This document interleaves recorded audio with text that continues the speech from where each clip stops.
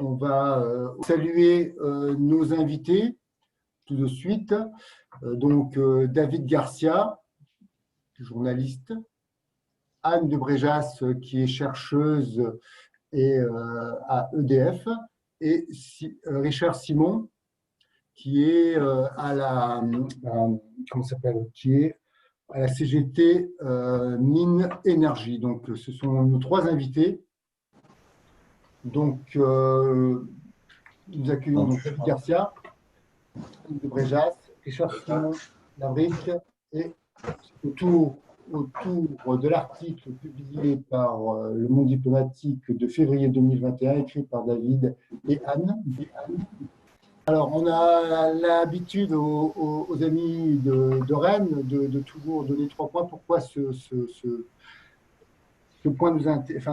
débat nous a intéressés. Alors, ce n'est pas forcément en reprenant les motifs de l'article, mais on s'appuie sur des articles du diplôme, et c'est aussi pour que vous fassiez aussi peut-être marcher les archives que vous avez en ligne, qui sont accessibles en ligne, bien sûr, quand vous êtes abonné, mais bon, l'abonnement n'est pas forcément en ligne, n'est pas forcément très extensif pour avoir accès à ces archives. Alors, la première question, c'est l'indépendance énergétique sur le social, et ça me faisait penser à un article qui était sorti en novembre 2020. Et alors, la situation de la Pologne et la situation de la France, ce n'est pas la même, mais l'indépendance énergétique, c'est toujours important pour un pays, pour un continent, ou, je sais pas, ou pour une région. Et là, c'est un article sur la Pologne, et qui est confronté aujourd'hui, et qui a extrait, qui était très axé sur le charbon, et que cette branche d'activité qui aujourd'hui employait encore 1,5 million de personnes dans un pays qui compte 18 millions d'actifs.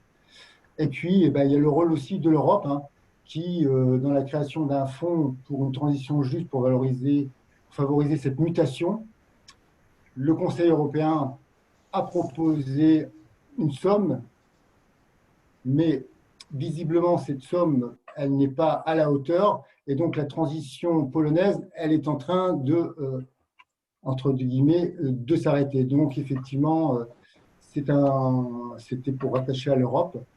Le deuxième point, c'était pour faire un peu donc l'urgence climatique, et c'est pour rappeler un article qui est souvent cité dans le diplôme, ça s'appelle « Leur écologie et la nôtre » par André Gors. C'est un vieil article, mais qui est intéressant. J'arrête la présentation et je vais donner la parole comme c'était convenu, puisque l'introduction, ce sera David Garcia qui va la faire pour nous expliquer comment comment s'est déroulé l'article, les conditions de l'article, et puis ensuite les différents intervenants pourront intervenir. Comme l'a dit Sébastien, moi je vais vous parler un petit peu je vais faire un rapide résumé de l'article sans entrer dans les détails. Je laisserai aux deux collègues experts qui connaissent bien mieux la matière que moi, Anne et Richard. Moi, je vais vous parler un petit peu des coulisses de l'enquête. Alors, pour vous compreniez, nous sommes deux auteurs aux profils différents et complémentaires. Je pense que c'est ce qui fait l'intérêt de l'article. Enfin, c'est pas pour dire qu'il est bien, mais je trouve que c'est une démarche intéressante. Démarche d'associer une chercheure porte-parole aussi syndicale, Anne est porte-parole de Sud Énergie, et un journaliste qui fait une enquête.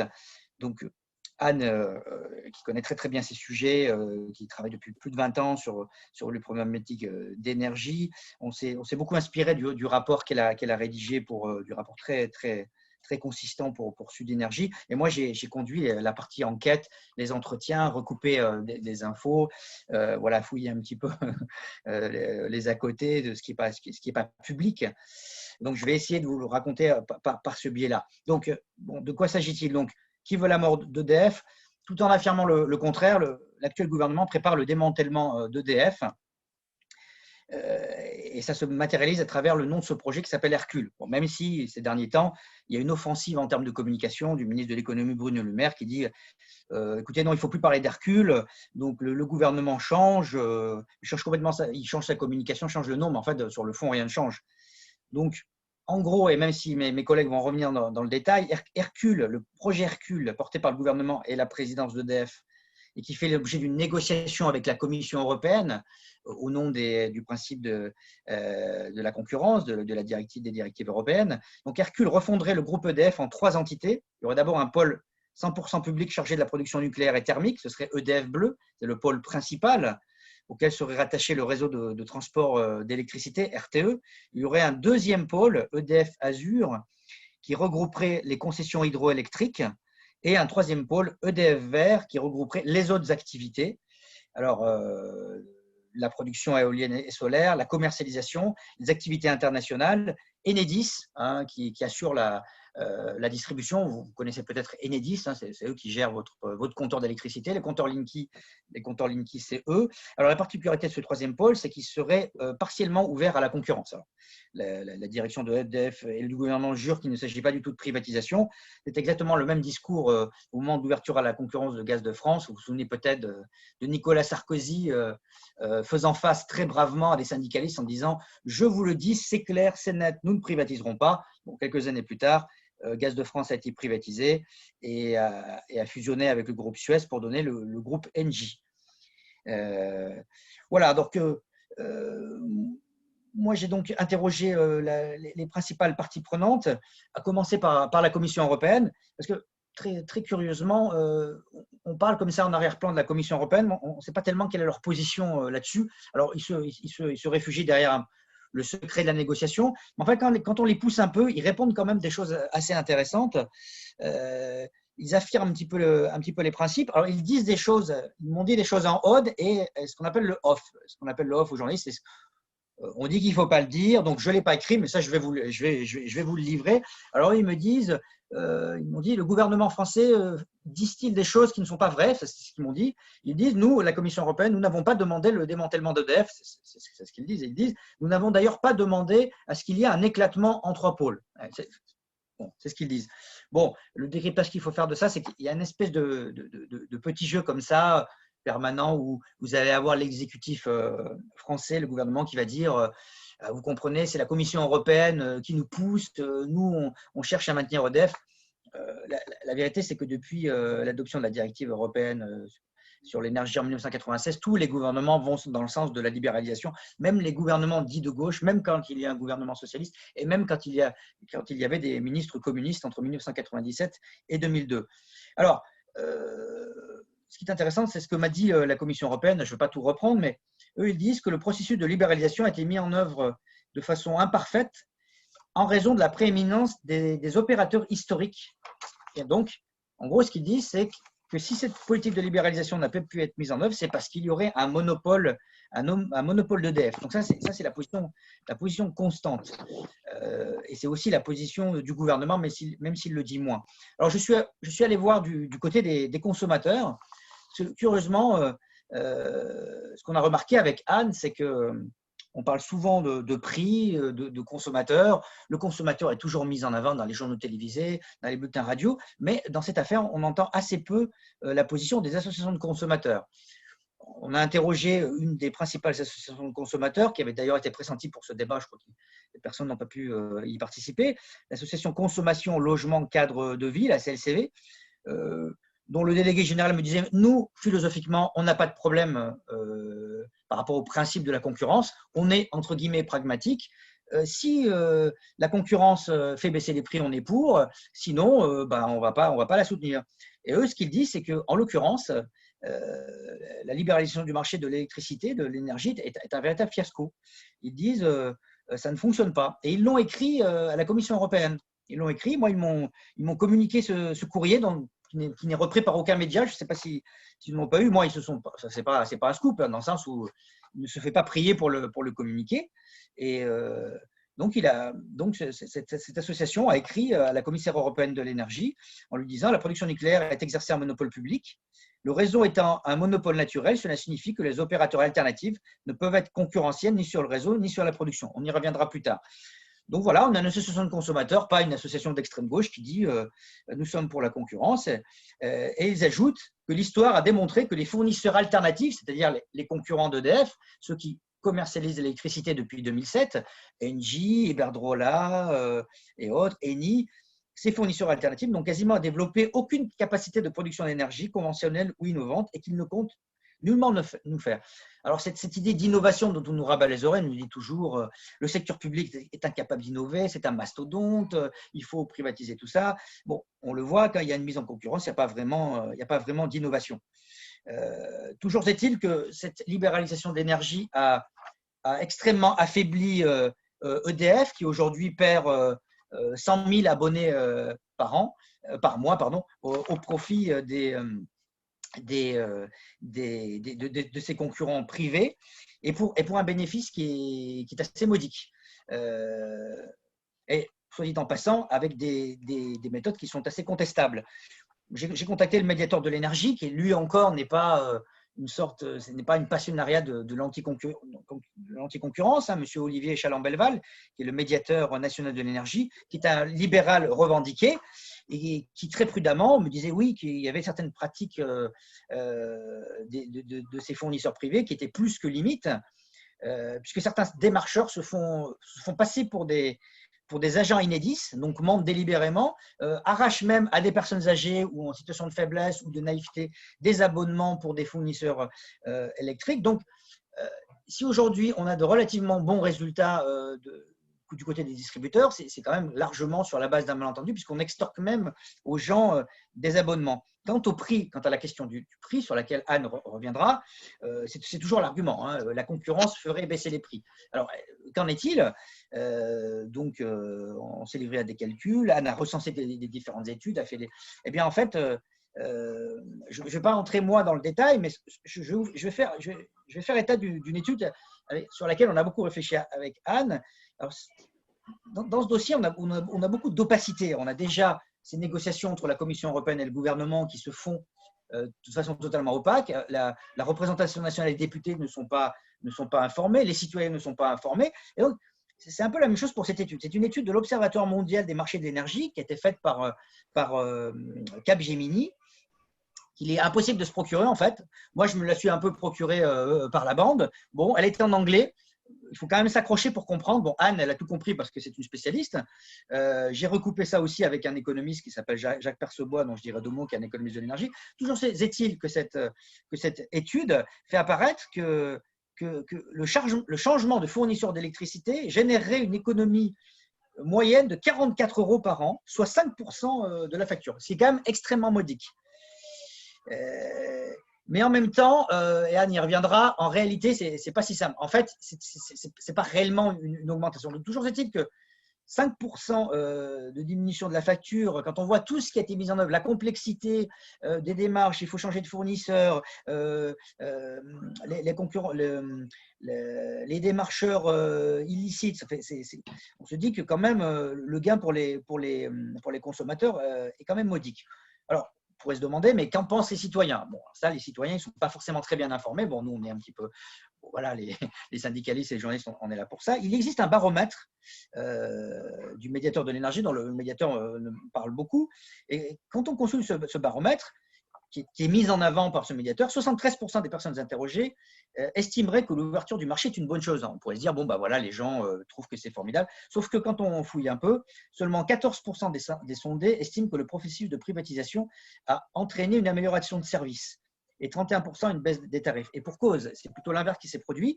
Et d'ailleurs, même les représentants des fournisseurs alternatifs le reconnaissent eux-mêmes, parce que je suis allé interroger le président de la FIEG, l'association des fournisseurs alternatifs, M. Boudier, qui est un ancien conseiller de François Mitterrand, ancien conseiller énergie, hein, qui depuis a fait des bonnes affaires et travaille plutôt pour les groupes privés. Il reconnaît que le prix n'est pas le seul facteur pris en compte par le client, qui serait attaché à une qualité de service global. Alors, quand on l'interroge, quand on le pousse, je me dis, mais quelle qualité de service, quelle innovation? Bon, là, il ne répond pas vraiment. Donc là, je me suis tourné vers les représentants d'autres clients, cette fois les clients industriels. Hein, je vous ai parlé des clients, des citoyens, des usagers comme nous. Et ben, le moins qu'on puisse dire, c'est que les consommateurs industriels ne sont pas très enthousiastes. Hein. Bon, alors comme ils tiennent à avoir des bonnes relations avec toutes les parties prenantes, ils ne disent pas les choses. J'arrive finalement, après les avoir cuisinés pendant 1 heure, ils finissent par me dire oui, que la libéralisation du marché a introduit une complexité énorme sans apporter une véritable valeur ajoutée. Et au moment où je fais valider leur verbatim, parce qu'il faut savoir que vous avez beaucoup d'acteurs dans les articles qui disent des choses, qui demandent à contrôler après leur citation parce qu'ils se disent que ça pourrait avoir des conséquences. Donc là, ils sont revenus sur leurs propos. Ils ont totalement édulcoré. Et là, je leur ai dit, mais écoutez, là, vous édulcorez complètement vos propos. Ce n'est pas vraiment ce que vous avez dit. Bon, ils ont fini quand même par revoir à nouveau leur version en disant que l'ouverture à la concurrence avait généré un fort développement des comportements et des phénomènes économiques et financiers court-termistes et que cela allait à l'encontre de la stabilité, de la visibilité indispensable aux producteurs ou aux consommateurs industriels. Donc, on voit que ce n'est pas le grand enthousiasme quand même. Hein. Voilà. Alors, du côté des élus, qu'en est-il du côté de leurs représentants? Du côté de leurs représentants, c'est la même chose. Ils sont complètement contre. Moi, j'ai interrogé le délégué général de la Fédération nationale des collectivités concédantes et régies. Il faut savoir que les réseaux appartiennent aux collectivités municipales, aux collectivités territoriales, pardon, qui les concèdent par délégation à Enedis, justement. Et Enedis, qui est un peu la poule aux œufs d'or du groupe EDF, c'est extrêmement rentable, est en situation de monopole et qui pourrait être au cœur de ce processus de privatisation qui ne dit pas son nom. Un processus dont on a déjà vu des signes avant-coureurs plutôt négatifs, puisqu'au moment où a été créé l'ancêtre d'Enedis, EDF avait déjà diminué sensiblement ses investissements et eux ils disent mais qu'est-ce qui va se passer demain si on a des actionnaires privés, eux ils vont réclamer des dividendes, des profits à court terme, ça va certainement se faire au détriment des investissements, il y aura des coupures d'électricité et qu'est-ce qui va en être des zones rurales? Les zones rurales seront moins rentables que les grandes villes, ça semble évident. Et c'est le risque qu'elles soient les grandes perdantes, puisqu'il n'y aura plus d'aménagement territorial sur la base d'une péréquation tarifaire. Voilà ce que je peux vous dire grosso modo. Bon, je ne vais peut-être pas aborder la question un petit peu complexe, je vais peut-être la laisser à Richard de ce qu'on appelle l'accès régulé à l'électricité nucléaire historique. Où on pourrait y venir après. Donc voilà, je passe la parole à Anne. Donc je te dirais juste, bon, en fait, moi je vais vous raconter un petit peu comment a évolué le système électrique depuis maintenant une vingtaine d'années pour voir comment on en est arrivé à Hercule et comment ça s'inscrit en fait dans un processus long que David a commencé à décrire. Donc le slide suivant, si tu peux. Donc, pendant le slide suivant, voilà. Depuis 40, en fait, le EDF, GDF avait été constitué par le Conseil national de la résistance à la sortie de la guerre. Donc, c'était un monopole public pour la production et pour les réseaux. Et ce monopole public était plutôt reconnu partout comme très efficace et avec un prix bas et une qualité de service très importante, même s'il pouvait y avoir des critiques sur le côté démocratique dans les choix des énergies. Donc, il y a eu de grands parcs de développés, hydrauliques, thermiques, nucléaires, et puis des réseaux. Et bon, ça a plutôt bien fonctionné jusqu'à 1996, date où il y a eu une directive européenne qui a imposé, comme dans d'autres secteurs, hein, comme notamment dans la rail ou comme dans les télécoms, une ouverture des marchés, une ouverture à la concurrence de ce secteur. Donc, on a vu apparaître des fournisseurs qu'on appelle alternatifs, donc plusieurs fournisseurs. Aujourd'hui, il y en a 43. 44, enfin plus de 40, qui possèdent un quart des clients, EDF en a encore les 3/4, qui détiennent une partie des moyens de production. Et puis, on a vu le monopole public s'affaiblir et transformer progressivement et s'affaiblir.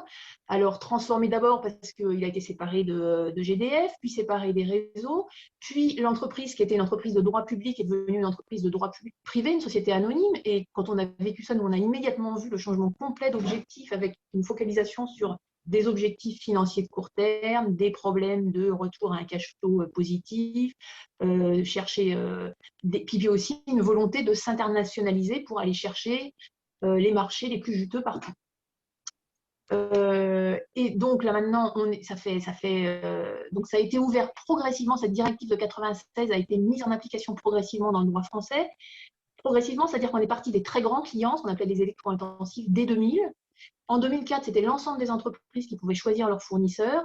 Et puis, à partir de 2007, ça a été l'ensemble des clients particuliers. Donc, l'ouverture des marchés aux clients particuliers, ça date de maintenant une quinzaine d'années. Et le bilan qu'on voit là, David en a un peu parlé, c'est vraiment complètement indéfendable. Enfin, sur le plan des prix, qui était quand même la promesse initiale. La promesse initiale, c'était que ça devait faire baisser les prix. Donc, je pourrais revenir rapidement à ce qu'a dit, David, là, qui parle d'une petite baisse. En fait, il y a eu une hausse de 60%, et ça c'est documenté par l'INSEE, 60% des prix de l'électricité depuis l'ouverture des marchés aux particuliers.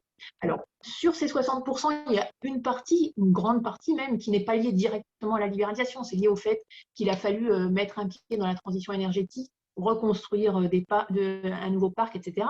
Mais il y a toute une partie qui, de manière documentée, est directement liée à la libéralisation et au marché. Il y a aussi une rupture d'égalité de traitement face à. Donc, on a des craintes sur la péréquation tarifaire. Ce qu'on entend par péréquation tarifaire, c'est que sur tout le territoire, le coût d'accès au réseau est le même. Donc, les clients, les usagers, on appelle ça les usagers dans le temps, les usagers qui sont dans la campagne, donc plus loin du réseau, payent le même prix que ceux qui sont en ville, dans un souci d'aménagement du territoire et d'égalité. Mais l'égalité de traitement, ça va au-delà de ça, c'est-à-dire que n'importe quel usager avait la même grille tarifaire extrêmement simple. Vous connaissez tous ces tarifs bleus. En fait, on avait en gros le choix entre un tarif de base et puis un tarif heure pleine, heure creuse. Et c'était la même chose pour tout le monde, mais c'était garanti. Et aujourd'hui, avec l'apparition de la concurrence et des fournisseurs, eh bien, chacun est libre, chaque fournisseur est libre de proposer ses prix de marché exactement comme il veut. Et donc, c'est de la négociation de gré à gré, comme c'est dans la téléphonie.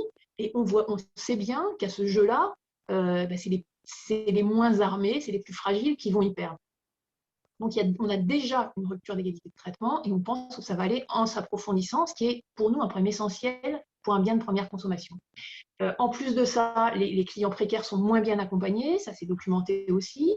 David a parlé des problèmes de démarchage. Enfin, quand vous lisez ce que raconte le médiateur de l'énergie et ce que racontent les associations de consommateurs, ils parlent de témoignages choquants. Enfin, c'est extrêmement documenté et ils disent surtout donc des gens qui se font passer pour EDF, pour venir photographier le RIB en douce et puis ensuite signer des contrats pour les gens. Ça va jusqu'à ce niveau-là. Il y a des grosses amendes qui ont été payées, y compris par des grands groupes, y compris par Engie, par exemple, qui a dû payer une fois une amende d'1 million d'euros, puis une amende de 900 000.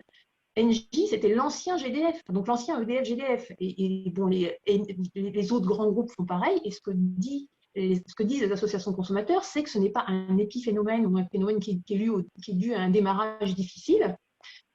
Ils disent c'est intrinsèque au fait que la libéralisation, en fait, les fournisseurs, ils n'ont pas d'espace parce qu'ils ne font rien, je vais y revenir. Et donc, la seule solution qu'ils ont trouvée, c'est de faire du démarchage agressif. Il y a aussi, on commence à voir des problèmes de fragilisation du réseau électrique parce que le réseau électrique, l'électricité n'est pas adaptée à la concurrence. Et donc, et là, c'est pareil, c'est documenté par les gestionnaires de réseau au niveau européen qui disent on commence à voir, comme on est obligé de passer par un marché qui vend des blocs horaires alors que la consommation change toutes les minutes, ça crée des instabilités au changement d'heure. Et il y a déjà eu, par exemple, et ils disent vraiment, et pourtant c'est des pro-marchés, ça accompagne en fait le développement du marché. Et en France, on a déjà vu 2 épisodes de coupures ciblés pour des industriels, pas liés à aucun problème technique, liés directement au marché. En plus, ça crée du sous-investissement, et ça, c'est un problème qui est connu dès le début. Dès le début, on nous a dit, il y a un petit problème avec le marché, c'est que ça n'envoie pas les bons signaux d'investissement. Et quand on sait que c'est quand même l'essentiel du problème dans des industries extrêmement capitalistiques comme l'électricité, on se demande comment on a pu aller là-dedans. Et donc EDF dit qu'il a des problèmes, et on constate qu'il y a des problèmes de maintenance sur le parc existant, et surtout qu'on est dans l'incapacité aujourd'hui de faire face aux investissements pour la transition énergétique. C'est-à-dire qu'on a su, du temps du monopole, développer des grands parcs, des grands réseaux, alimenter tout le monde en électricité. Aujourd'hui, on a l'air incapable de soit renouveler le parc nucléaire, soit développer des énergies renouvelables à la hauteur de ce qu'il faudrait. Et puis, tous les grands groupes de production en fait, se retrouvent en difficulté financière parce qu'ils sont exposés à un prix de marché qui n'a rien à voir avec les coûts de production et qui est extrêmement volatile, qui passe de 0, voire de prix négatif à des milliers d'euros. Et donc, les producteurs qui ont des coûts des investissements à amortir boivent la tasse. Alors, c'est le cas pour EDF. C'est ce qui justifie aujourd'hui le projet Hercule dont a parlé David. Mais c'est vrai aussi pour les autres groupes industriels. Le suivant, s'il te plaît. Alors, le suivant, s'il te plaît, Mathias. Donc, voilà. Je vais juste expliquer pourquoi, de toute façon, dans tous les cas, le système électrique ne peut pas être mis en concurrence, c'est complètement inadapté à la concurrence. En fait, c'est un monopole naturel. Pour les réseaux, ça, personne ne le conteste, parce que ça viendrait à l'idée de personne de faire plusieurs réseaux pour alimenter la même zone. Ça serait pourquoi? Parce que c'est essentiellement des coûts fixes, des coûts de long terme, et puis que ça a un impact écologique. Donc, construire plus de lignes qu'il en faudrait, ça serait juste un gâchis. Mais en fait, c'est exactement la même chose pour la production. Ce sont pratiquement que des coûts fixes. Les énergies renouvelables, c'est 100% de coûts fixes. Le nucléaire, c'est 80 à 90% de coûts fixes, des coûts très importants, de très long terme, qu'il faut amortir. Donc, il faut avoir de la visibilité pour l'amortir. Et une fois qu'on a développé des centrales, qu'on les utilise ou pas, c'est à peu près pareil. Donc, jamais, en fait, des centrales sont en concurrence les unes par rapport aux autres. Elles travaillent de manière complémentaire. Et d'ailleurs, il faut une planification extrêmement fine parce qu'il faut maintenir un équilibre parfait entre consommation et production à chaque instant sur tout le réseau. Il faut planifier sur du très long terme. Là, on a des planifications jusqu'à 2050 pour vérifier qu'on fait les bons investissements pour garantir ça. Sur le moyen terme, pour vérifier, par exemple, qu'on gère les stocks d'eau qui sont dans les barrages au bon moment, ou qu'on fait les maintenances sur les groupes nucléaires, par exemple, au bon moment. Et sur le très court terme, pour savoir qui produit quoi, en quelle quantité, quoi. Donc vraiment, c'est complètement inadéquat, enfin inadapté à la concurrence. Et partant de là, en fait, ce qu'on voit, c'est qu'il n'y a effectivement pas de concurrence ni dans la production, ni dans les réseaux. Je vais revenir sur la production. Et donc, on a créé une activité de toute pièce qui n'existait pas du temps du monopole, qu'on appelle fourniture, qui est une activité purement commerciale et financière, qui consiste à acheter aux producteurs de l'électricité pour la revendre aux clients. Final, sachant qu'à la différence d'autres secteurs où ceux qui font ça, on peut les appeler des détaillants, au moins ils font la livraison et puis ils achètent en gros et revendent en détail. Là, l'électricité, c'est pas ça du tout. Hein. Ils achètent, mais ils touchent jamais à l'électricité. C'est transmis directement des moyens de production jusqu'aux clients, sans même qu'on puisse choisir quel client est alimenté par quel groupe de production. Donc, ils ne font que mettre leur logo sur la facture. Et au passage, pour avoir ces fournisseurs, il a fallu créer un marché pour que ces fournisseurs puissent s'approvisionner. C'est extrêmement compliqué, extrêmement opaque. Donc, il y a des surcoûts énormes qui se sont rajoutés à ça. Il a fallu créer des activités commerciales. Je pense que tout le monde a été démarché par ses fournisseurs. Bon, donc, il a fallu tous des activités de démarchage, tous ceux qui packagent les offres, tous ceux qui font du trading sur les marchés. En plus, il a fallu dupliquer toutes les équipes. Avant, il y avait une seule personne qui faisait la facture. Maintenant, il y en a 50. Chacun aura fait sa prévision de consommation, son optimisation. Enfin, c'est un gâchis monumental. Tous les échanges aussi qu'il y avait quand il faut maintenir en équilibre à chaque instant la production et la consommation, il y a beaucoup d'échanges entre les centrales, entre les réseaux, etc. Maintenant, tout est contractualisé, donc c'est aussi des coûts énormes juridiques et administratifs. Puis en plus, ça a désoptimisé la gestion du réseau. Donc, voilà, on a rajouté des surcoûts qui, évidemment, se retrouvent sur la facture. Et donc, ils sont bien embêtés. Donc, ça ne peut que rajouter des problèmes. Et puis, l'autre place qu'on a fait au privé, c'est dans la production.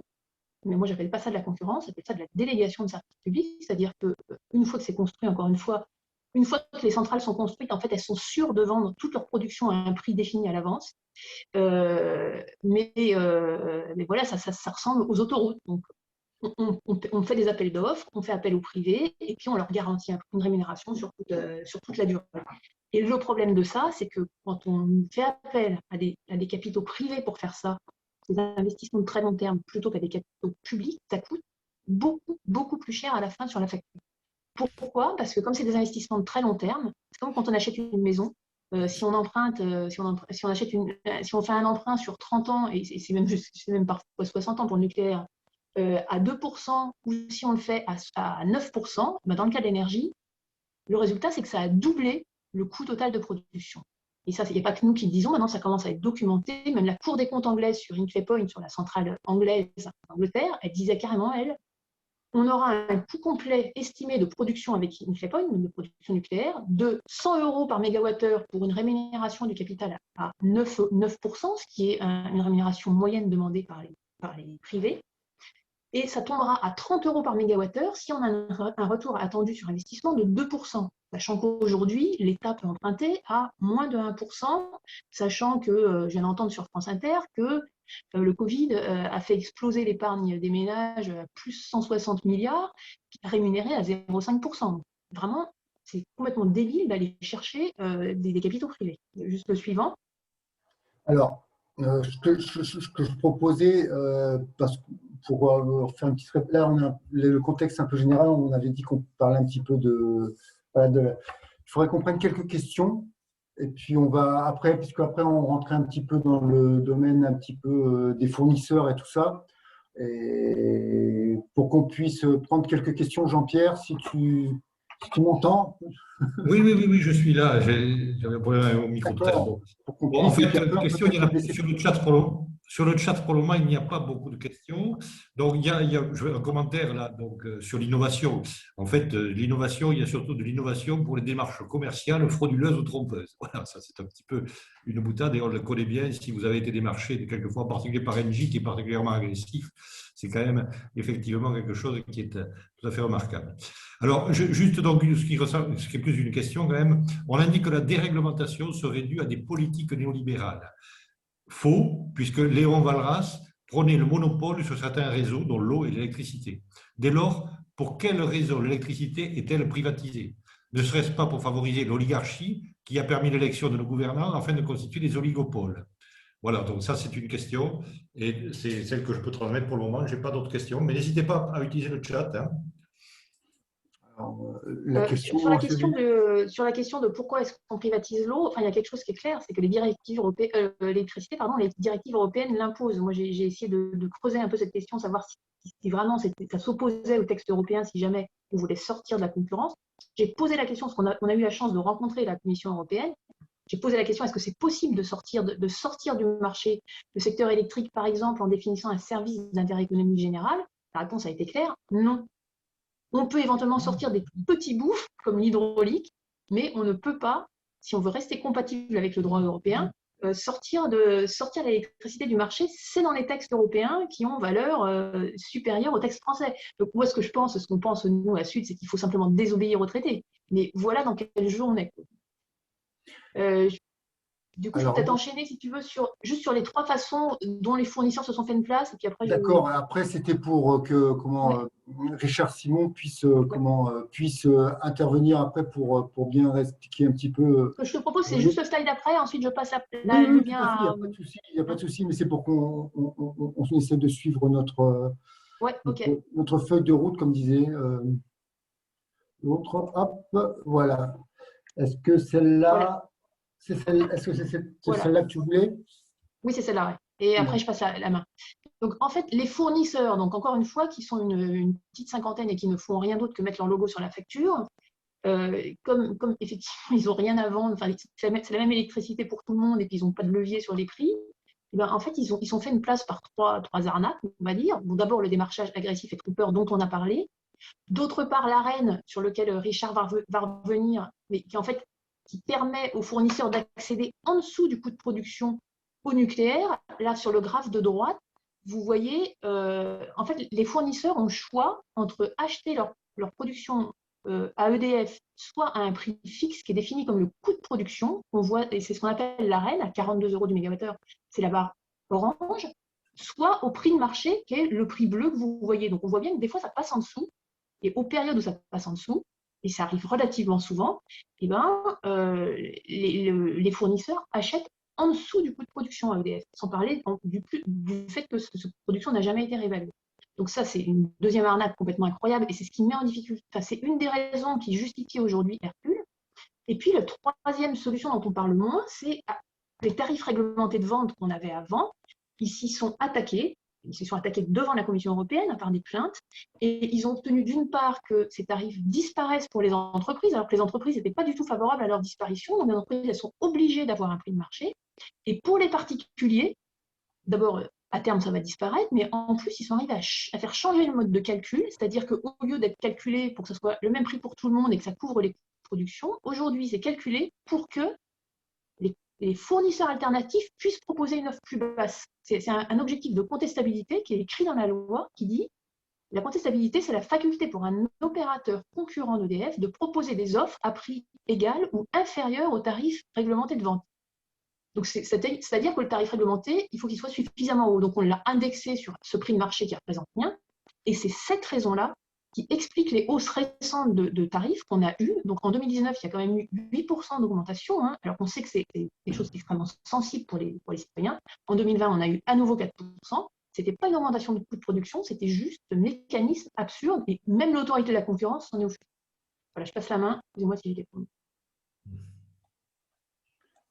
Alors, Richard Simon, est-ce que tu veux revenir sur cette peut-être,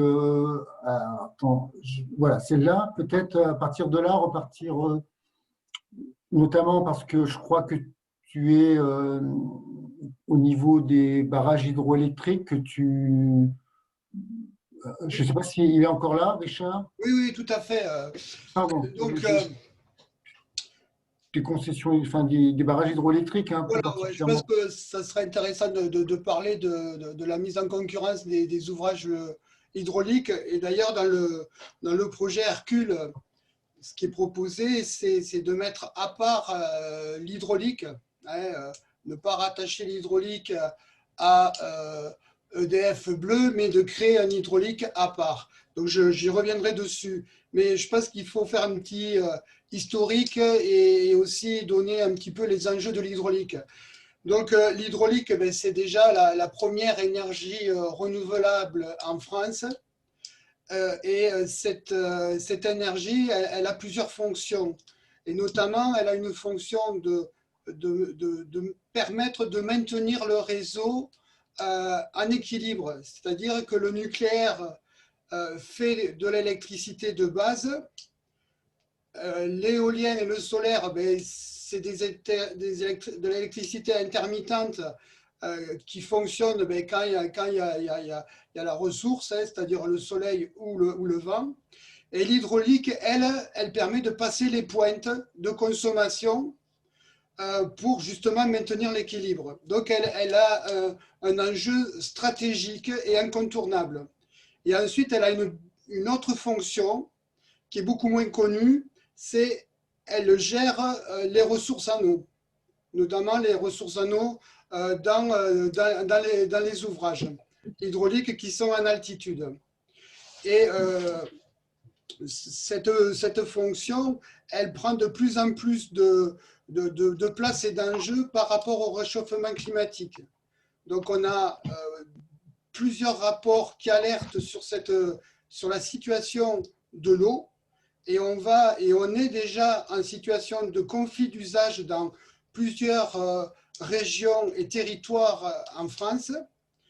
Juste pour vous donner un petit peu la gravité de la situation, en 2020, été 2020, sur la métropole de Toulouse, le préfet a pris une décision de maintenir la distribution de l'eau alors qu'elle était trop chaude et elle n'était plus, les techniciens alertaient sur la dangerosité de distribuer cette eau-là.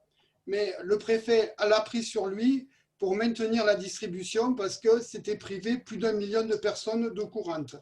Donc on voit bien que pendant quelques jours, en été, il y a des situations vraiment tendues. Donc l'enjeu de l'hydraulique est important à la fois par rapport à l'énergie, mais aussi par rapport à la gestion de la ressource en eau. Donc ça, je pense que c'est important et ça explique aussi un peu pourquoi il y a beaucoup de velléités pour mettre la main sur ces concessions. Alors, les ouvrages hydrauliques n'appartiennent pas à EDF, ils appartiennent à l'État et EDF est gestionnaire de ces ouvrages à travers une délégation qui est la concession. Il y a un certain nombre de concessions qui sont arrivées à échéance et la Commission européenne a demandé à ouvrir à la concurrence ces concessions. Donc, ouvrir à la concurrence, c'est procéder à des appels d'offres et un certain nombre d'entreprises se présentent pour concourir à l'exploitation de ces ouvrages. Donc, depuis plusieurs années, il y a une bagarre qui est menée à la fois par les représentants du personnel, les syndicats, les usagers, les collectivités locales, parce que beaucoup de monde voit le danger de cette mise en concurrence et de cette ouverture à la concurrence des concessions hydrauliques. Donc, il faut savoir que la Commission européenne a mis la France 2 fois à lancer des procédures au niveau européen par 2 fois de mise en demeure pour obliger la France à ouvrir ses concessions. Alors, il y a plusieurs pays qui ont mis en place des artifices pour y échapper. Les différents gouvernements qui se sont succédés en France ne l'ont pas fait, malheureusement.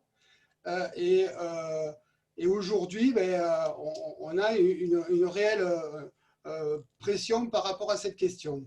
Donc, dans le projet Hercule, il nous est proposé de mettre en place une quasi-régie qui serait 100% publique. Cette solution, à premier abord, permettrait de se soustraire de la mise en concurrence. Mais elle pourrait obliger à rattacher cette structure directement à l'État. Et ce rattachement à l'État, notre analyse à nous, nous fait craindre des manœuvres à moyen terme sur la remise en cause de ces concessions. Ce n'est pas forcément ce choix-là d'organisation qui est la meilleure solution pour protéger les concessions hydrauliques.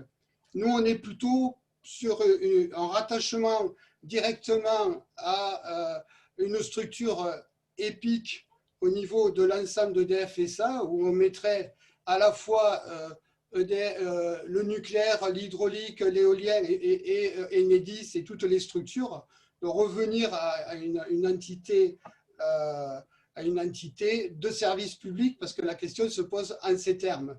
Aujourd'hui, on assiste plus à une mise en place de structures qui seront concurrentielles entre elles, parce que ce qui est clair, c'est que EDF bleu, EDF azur, EDF vert n'ont pas vocation à travailler ensemble. C'est des structures qui sont complètement indépendantes. Et on le voit déjà aujourd'hui dans le fonctionnement actuel. Par exemple, quand on prend le RTE, qui est la partie transport de l'énergie, elle ne doit pas travailler, communiquer avec, par exemple, la partie EDF R&D, recherche et développement. C'est complètement interdit que ces deux entités travaillent ensemble. C'est pareil pour le RTE ne peut pas travailler et avoir des échanges avec la partie Enedis. C'est des établissements complètement séparés. Donc, le projet Hercule et ce qui nous est présenté aujourd'hui, tel que c'est, nous laisse craindre encore des mauvais jours pour l'hydraulique. Très bien. David, je crois que tu avais écrit un article, enfin, j'en suis même sûr,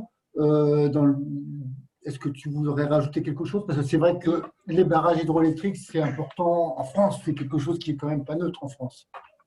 Oui, apporter une précision, et j'ai vu qu'il y avait une question sur le chat en disant, une personne disait que les concessions ont été effectivement déjà privatisées. En effet, EDF est l'acteur principal, mais ce n'est pas le seul. Bon, il y a 400 barrages.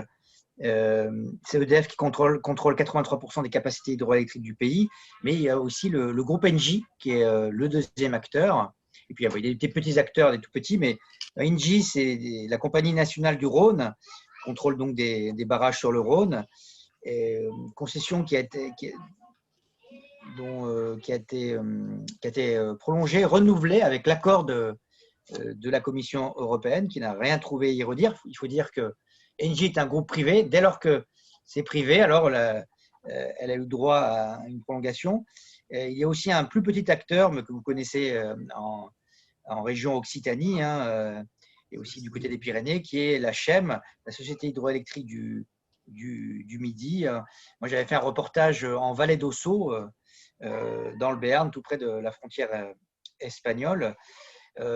Ces barrages-là, par contre, sont un petit peu… On ne sait pas trop ce qu'il en est, puisque la concession est échue. Richard l'a dit, il y a un certain nombre de concessions qui sont échues. Alors, ils sont un peu dans les limbes, parce que normalement, il devrait y avoir un nouvel appel d'offres, mais bon, il y a toute une série de subterfuges qui fait qu'il n'y a pas. La Commission européenne tendrait à dire qu'il pourrait y avoir une quasi-régie, mais pour l'instant, on ne le sait pas. Toujours est-il que ces installations hydroélectriques, elles suscitent beaucoup d'appétit, car elles sont extrêmement rentables. D'abord, elles ont été amorties, puisque la plupart des barrages ont été construits soit avant-guerre, soit dans les années 50, 60, avant le boom du nucléaire dans les années 70.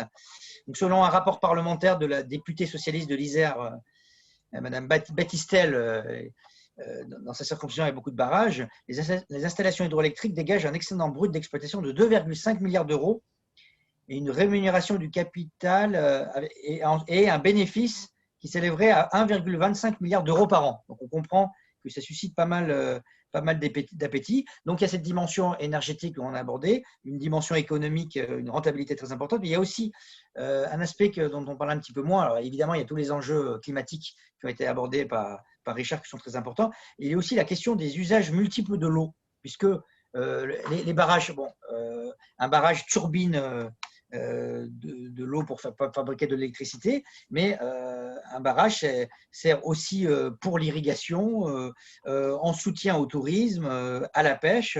Et donc, cette utilité économique et sociale des barrages dépasse de très très loin cette stricte dimension énergétique.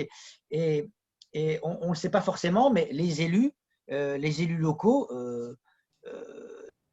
qu'ils soient de droite et de gauche, de façon quasi consensuelle et unanime en France, sont pour que EDF continue à avoir la main sur ces barrages, car ils considèrent que EDF étant encore un groupe public, même si avec le passage au statut de société anonyme, je pense que Richard et Anne le savent bien, EDF est de plus en plus à la recherche de profit comme une entreprise. Je l'ai vu aussi dans le chat, quelqu'un disait oui, alors EDF est une multinationale, et c'est vrai que EDF a un comportement extrêmement agressif à l'étranger, notamment achète des actifs, construit des centrales nucléaires. On a parlé d'Hinkley Point. Là, je lisais encore récemment dans Le Monde un grand article sur le plus grand chantier, le plus grand EPR, vous savez, les super réacteurs de dernière génération en Inde, enfin un chantier absolument pharaonique. Mais à côté de ça, il y a cette dimension strictement de service public qui fait que les élus locaux font plus confiance à EDF. Je vous cite un exemple d'un accord qui a été conclu par le groupe EDF avec des collectivités locales d'Occitanie, justement. Jusqu'à il y a 40 ans, le Lot en été était toujours à sec. Donc, il y avait de fortes périodes de sécheresse. Eh bien, EDF, en 1989, par un accord, s'est engagé à réalimenter le Lot en été en fournissant des dizaines de milliers de mètres cubes pour faire oublier les sécheresses. Bon, le Lot, c'est un cours d'eau qui a toujours été sujet à ces sécheresses. Eh bien, la sécheresse, ces problèmes de sécheresse ont été éradiqués et EDF, les départements traversés par la rivière, ils sont 5, ont versé une soulte en guise de solde de tout compte qui s'élève à moins de 19 millions d'euros. Et ce ne sont pas des sommes très importantes. Imaginons si c'était un groupe privé qui avait en face de lui des collectivités aux abois, il ne ferait probablement pas de cadeau. Et d'ailleurs, le président de l'entente interdépartementale que j'avais interviewé à l'époque, Serge Blédien, me disait que c'était une somme assez dérisoire. Et donc, il y a une certaine reconnaissance, et eux se disent, même des élus libéraux, qui me disaient, oui, moi je suis de droite, je suis libéral, mais là-dessus, non. Là-dessus, on veut que ce soit toujours EDF. et parce que EDF est toujours très compréhensif quand il s'agit d'arbitrer entre la nécessité de turbiner et de respecter les contraintes en matière de tourisme. Et le président de la communauté de communes de la Matésine dans l'Isère me disait, sans EDF, le tourisme dans la vallée du Drac pourrait être menacé. Voilà, la vallée du Drac, c'est un haut lieu européen de la pratique de la voile en eau douce. Moi, je ne suis pas un spécialiste. À travers le lac artificiel du Monténard, qui attire des milliers de visiteurs chaque été, un tourisme assez populaire et qui est aussi un moteur économique local. Et donc, EDF s'est toujours trouvé montrer de bonnes compositions, ménageant ses intérêts économiques et les intérêts des usagers, des touristes et des collectivités locales. Qu'est-ce qui se passerait demain donc si les concessions les plus rentables passaient dans le giron du privé? Parce qu'on sait, ce qui intéresse les grands groupes multinationaux, chinois, norvégiens, canadiens, c'est évidemment les concessions les plus rentables dans les Alpes, dans les Pyrénées. C'est pas la concession du Chambon dans les Alpes qui, elle, n'est déjà plus très rentable et qui, elle, serait plutôt laissée à EDF comme d'autres concessions non rentables. Voilà ce que je pouvais ajouter sur les multi-usages de l'eau.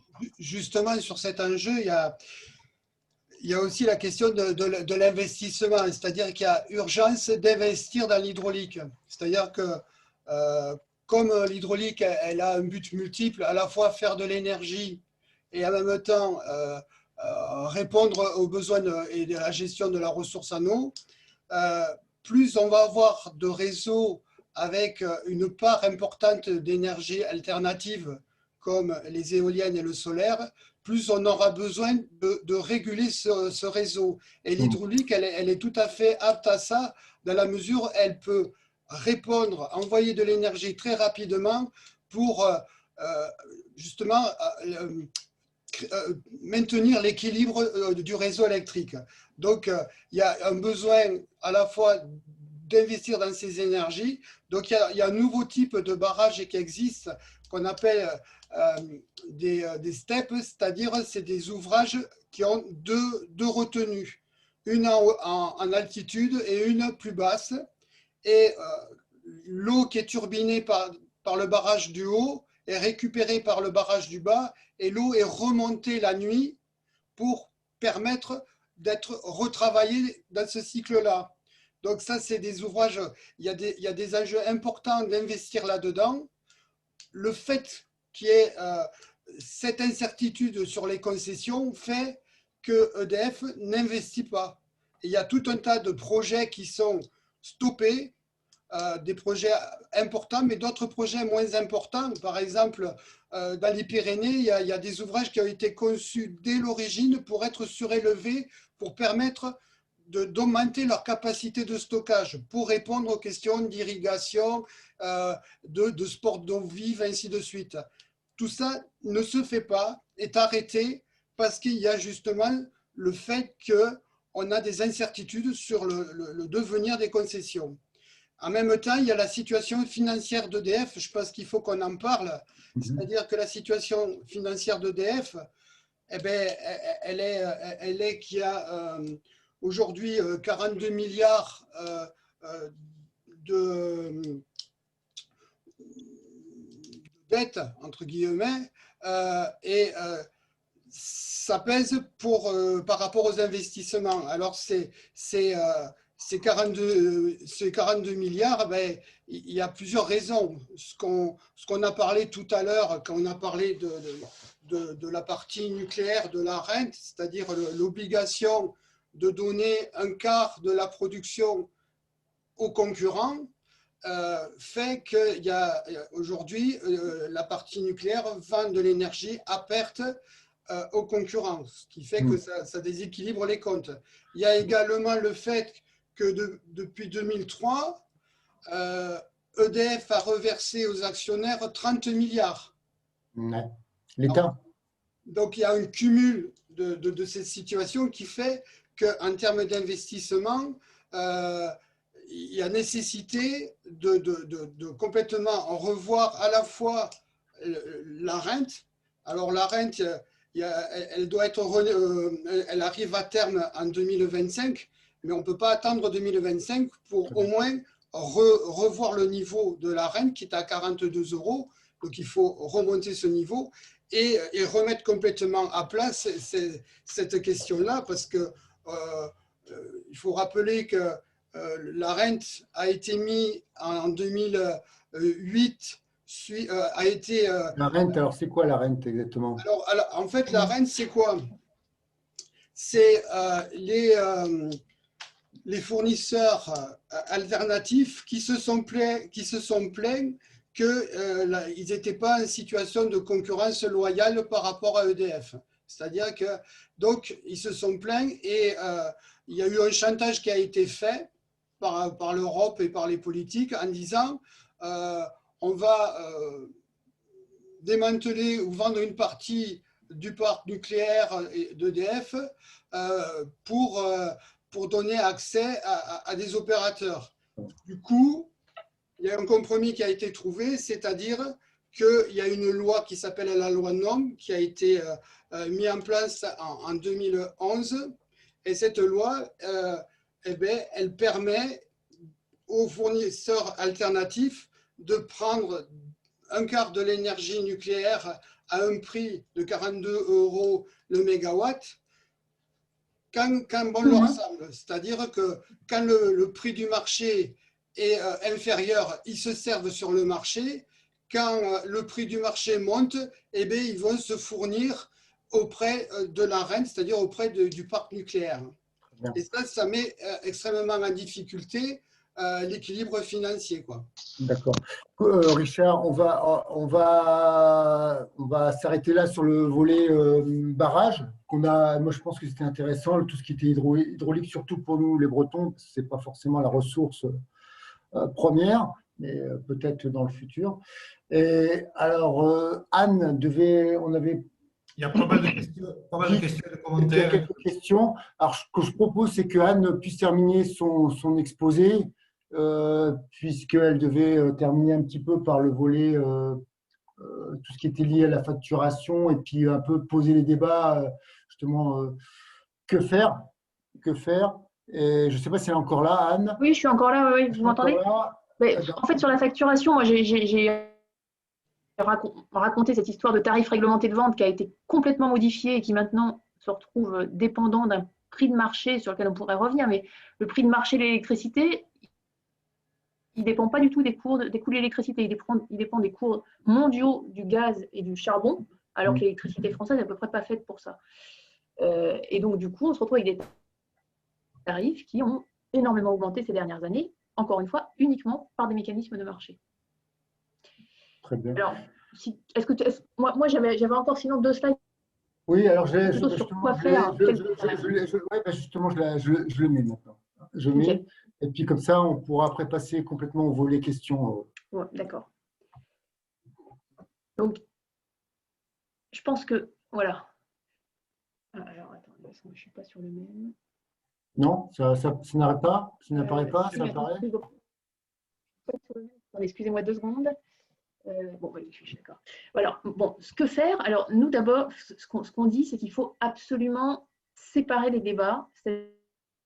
C'est-à-dire qu'il ne faut pas mélanger le débat de est-ce qu'on doit avoir un système public de l'énergie? Et ça, je pense qu'on a vraiment toutes les données pour montrer que c'est plus efficace, beaucoup moins cher pour l'usager, plus égalitaire, plus facile à faire des investissements, etc., meilleur techniquement, et avec d'autres questions qui sont quel choix énergétique on veut faire pour l'avenir? Est-ce qu'on veut du nucléaire ou est-ce qu'on veut aller vers du 100% renouvelable? Et là-dessus, on doit avoir un débat démocratique, clairement, mais je pense que ça doit se faire en parallèle parce que quel que soit le choix, le problème restera le même. Il y aura des investissements à long terme à faire, il y aura une planification à faire, etc. Et sur cette question-là, on pourra y revenir si vous voulez dans les questions, mais il y a quelque chose qui se met en place, notamment autour de RTE, donc le réseau de distribution, qui fait des scénarios publics avec une concertation très large auquel participent les organisations syndicales, les producteurs, mais aussi des gens comme Megawatt, enfin toutes les associations, qui regardent ce que ça ferait en termes économiques, en termes de coûts, donc, en termes de technique sur le réseau, mais aussi en termes environnementaux et en termes d'acceptabilité sociale, d'avoir donc soit des scénarios 100% nucléaires, soit 100% renouvelables. Donc, je pense qu'il faut se saisir de cette question pour demander derrière à ce qu'il y ait une décision démocratique. Mais en tout cas, ça va être vraiment des débats séparés. Et ensuite, il y a une autre question, alors qui est peut-être un peu moins séparée, mais enfin quand même, est-ce qu'on veut du centralisé ou décentralisé? On a beaucoup reproché à EDF d'être beaucoup trop centralisé. Alors, il faut savoir que l'électricité, par nature, en grande partie, ça doit quand même être géré par un acteur intégré. Il faut absolument que tout le réseau et que toute la production pilotable soit gérée par un acteur intégré. Mais aujourd'hui, avec les énergies renouvelables, on peut avoir des formes de décentralisation, notamment pour les énergies renouvelables solaires ou éoliennes. Mais pour vraiment séparer ces débats. Ensuite, je pense qu'il faut faire attention, dans les nombreux échanges qu'on a, à ne pas se tromper, à ne pas défendre EDF en tant qu'entreprise qui est déjà plus qu'elle était. J'entendais sur l'hydraulique, par exemple, EDF est très compréhensif sur les multi-usages. Et c'était vrai à l'époque, mais EDF est en train de changer complètement. Et déjà, ils sont en train de réfléchir sur comment rémunérer multi-usages, par exemple. Ils se sont comportés à l'international comme n'importe quel grand groupe.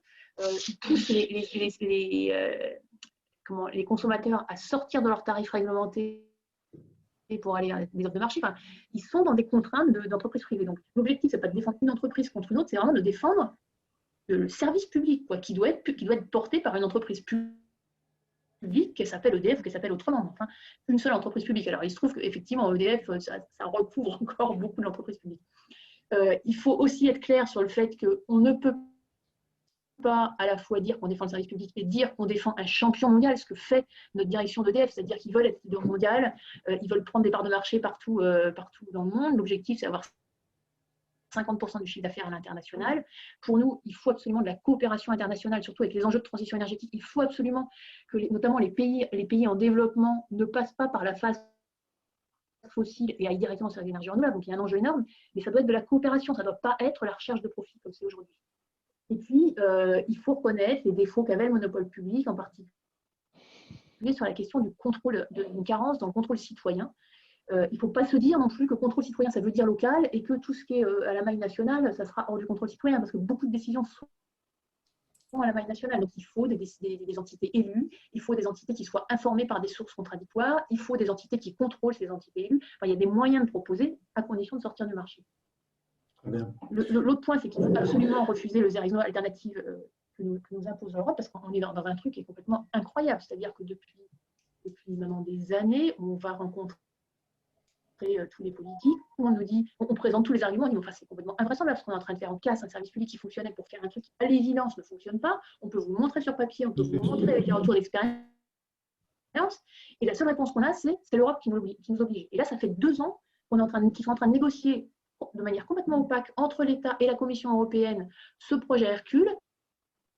Là, ce qui vient de sortir dans le Figaro, c'est que ça y est, on arrive, ça change des étapes comme ça, et qu'il va y avoir un projet qui va sortir, mais que, bon, comme on a tellement mis de temps à négocier, et ben, il restera très peu de temps pour le passer à l'Assemblée, parce qu'ils veulent le passer à l'Assemblée pendant la mandature de Macron, et donc ils vont arriver avec un projet pas ficelé, et puis au fur et à mesure, ils ajouteront des amendements pour préciser ce que c'est. C'est vraiment un déni de démocratie, mais complet, quoi.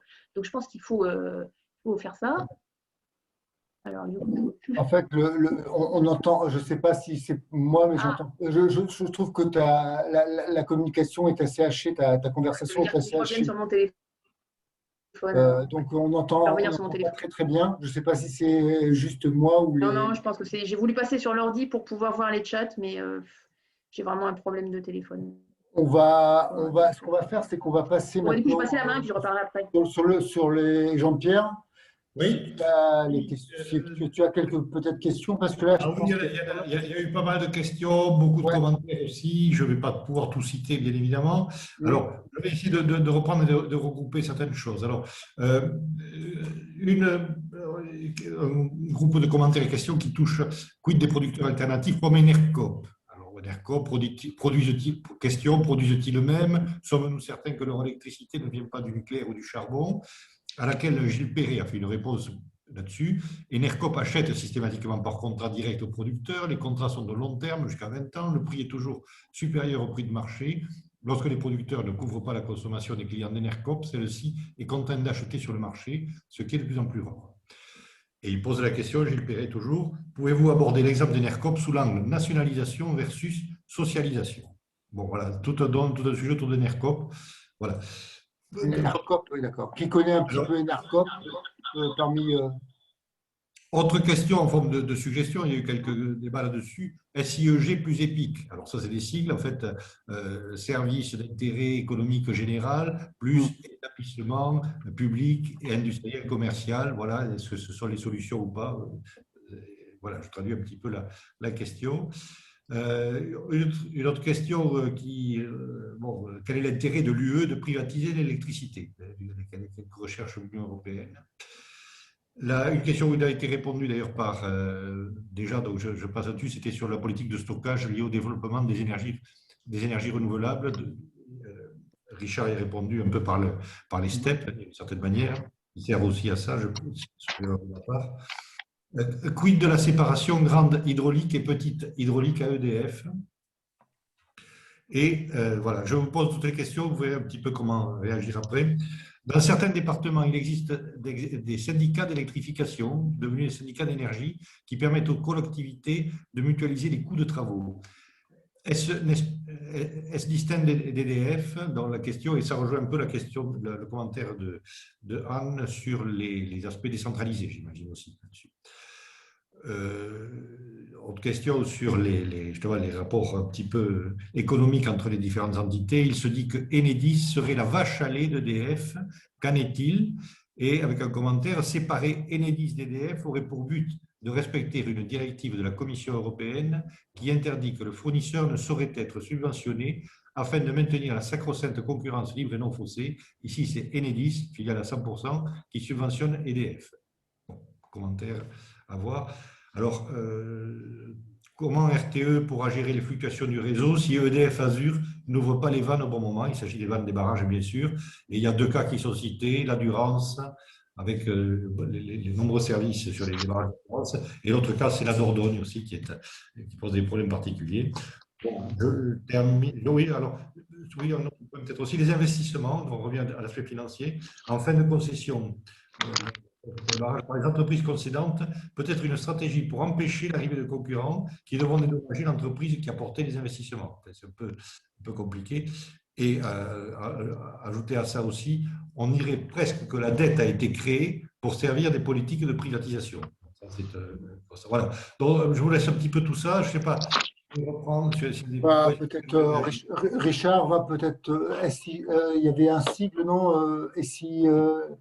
Alors, je ne sais plus comment on dit. SIEG, voilà. SIEG, voilà. SIEG.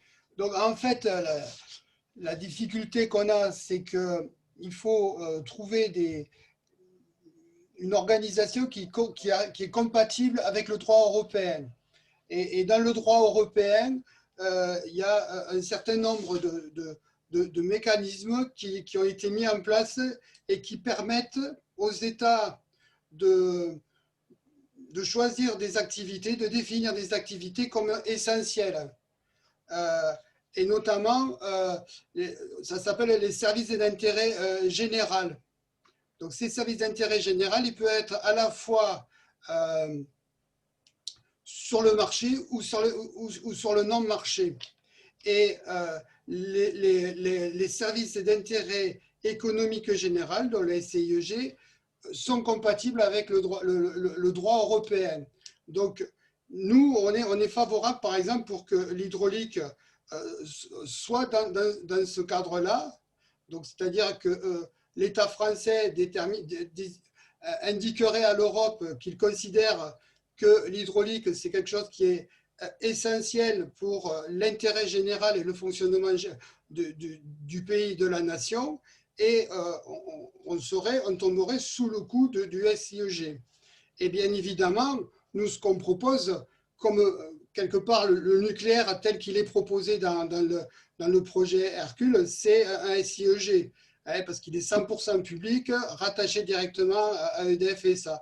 Nous, ce qu'on souhaite, c'est que, par exemple, l'hydraulique, elle soit rattachée dans ce SIEG qui serait nucléaire, hydraulique, et même nous, ce qu'on propose, c'est que l'éolien y soit aussi, et le solaire, parce que les énergies, elles sont pas concurrentes, elles sont toutes complémentaires. Et ensuite, l'EPIC, c'était le statut que EDF avait quand il était service public, et établissement public à caractère industriel et économique. Ça, c'était l'appellation qu'avait EDF avant la privatisation. Ensuite, on est devenu société anonyme. Donc, voilà, donc c'est des outils qui existent, qui sont compatibles avec le droit européen, sauf que nos politiques ne les utilisent pas et ne les mettent pas en place. Et tous les gouvernements qui sont succédés n'ont pas saisi ces opportunités. D'accord. David, est-ce que dans ton enquête, tu as connu, enfin, Enercop, est-ce que c'est quelque chose qui te… J'ai récupéré. Je passe la main à Anne plutôt, ouais. D'accord. J'ai changé de… Oui, non, on a des militants chez Enercop. Alors, et en fait, Enercop, c'est un fournisseur, effectivement, mais c'est vraiment un cas particulier dans le paysage des fournisseurs. C'est effectivement complètement coopératif et c'est composé de militants dont l'objectif est de promouvoir les énergies renouvelables et la baisse de la consommation. Mais encore une fois, c'est une niche. Et alors, en fait, les énergies renouvelables en France sont subventionnées par des mécanismes où l'État leur garantit un prix d'achat de toute leur énergie. Donc, normalement, elles n'ont pas besoin d'être plus subventionnées. Sauf qu'il y a des toutes petites centrales qui passent au travers de ça, de la toute petite hydro, éolien et solaire, ou quelques cas où les subventions ne sont pas suffisantes. Et dans ce cas-là, Enercop intervient en finançant, en ajoutant du financement. Et comment ils financent? Et ben en fait, ils vendent l'électricité à leurs clients plus cher, significativement plus cher que normalement. C'est-à-dire qu'ils sont en moyenne 17% au-dessus des coûts moyens. Donc on voit bien que ça peut être une petite aide minime, mais c'est vraiment une niche, quoi. Il ne faut pas penser que c'est comme ça qu'on va développer les énergies renouvelables. C'est massivement par les tarifs d'achat. Après, moi, je veux bien aussi commencer à répondre aux autres questions, si vous voulez, qui ont été listées. Sur pourquoi l'UE veut privatiser. Alors, l'Union européenne nous dit bien qu'elle, dans ses statuts, dans les directives, mais aussi carrément dans le traité fondateur, le TFUE, la Constitution européenne, en fait, il est écrit qu'il y a un marché de l'énergie, qu'il y a tout un tas de marchés, donc ils s'acharnent à mettre en concurrence. Par contre, ils disent qu'ils sont agnostiques en matière de propriété, c'est-à-dire qu'ils n'ont jamais demandé à personne de privatiser les entreprises. Bon, effectivement, à partir du moment où il y a de la concurrence, on voit bien qu'il va y avoir des acteurs privés. Ce n'est pas les acteurs privés qui vont se faire concurrence entre eux. En tout cas, ce n'est pas l'Union européenne qui demande, par exemple, à privatiser Enedis. Mais par contre, et là, je ne suis pas forcément d'accord avec ce qu'a dit Richard, c'est vrai qu'il y a des exceptions à ce droit de la concurrence pour des biens qui sont considérés comme services d'intérêt économique général. Mais quand nous, on demande si ces exceptions peuvent être étendues au système électrique dans son ensemble, la réponse est claire. C'est-à-dire qu'ils disent non. C'est-à-dire qu'on peut définir des SIEG pour une petite partie du système électrique, comme l'hydraulique par exemple, mais ils n'accepteront jamais ça. Ils nous ont dit même pour le nucléaire, pour des trucs plus larges. Voilà, donc je pense que alors pourquoi ils font ça? Dans quel intérêt? Parce que c'est une politique ultra-libérale qui est menée par l'Europe depuis le début, et puis il y a des intérêts, ils sont aux mains de lobby très puissants. Après, sur la question des est-ce qu'EDF a une politique de stockage? En fait, les politiques de stockage, c'est ça qu'il faut voir dans l'électricité, c'est qu'il y a des scénarios globaux qui doivent concerner toute la France et même prendre des hypothèses sur les pays européens, puisque c'est un réseau interconnecté. Donc là, encore une fois, c'est plutôt RTE qui fait ça. Et en ce moment, par exemple, ils étudient dans les scénarios qui sortent du nucléaire complètement, ils étudient la manière de stocker. Alors, via l'hydraulique, effectivement, mais ça reste limité, ou via du gaz de synthèse, via de l'hydrogène, ou l'hydrogène qui est recombiné avec du CO2 pour faire de la méthanation. Et donc, on va avoir des scénarios, et après, chaque acteur va prendre sa part dans son stockage, va se positionner sur tel ou tel point. Donc, EDF se positionnera aussi. Ensuite, sur la question des syndicats de collectivités, alors, je ne sais pas si vous faites référence aux régies, c'est-à-dire que Enedis gère les réseaux de distribution sur 95% du territoire, et pour des raisons historiques, sur les 5 autres pourcents, ce sont des régies publiques, ça date de la guerre, qui ont un monopole sur à la fois la production et la distribution et la distribution. Donc ça fonctionne plutôt bien, c'est complètement public. Est-ce que ça peut être étendu aux questions de l'hydraulique. Le problème de l'hydraulique, c'est que ça demande une technicité extrêmement importante. Enfin, c'est des ouvrages qui sont extrêmement sensibles sur le plan de la sûreté. EDF a des grosses équipes qui travaillent sur la sûreté et est reconnu comme leader mondial sur la question. Éclater ça en plein d'entités, ça pose des problèmes.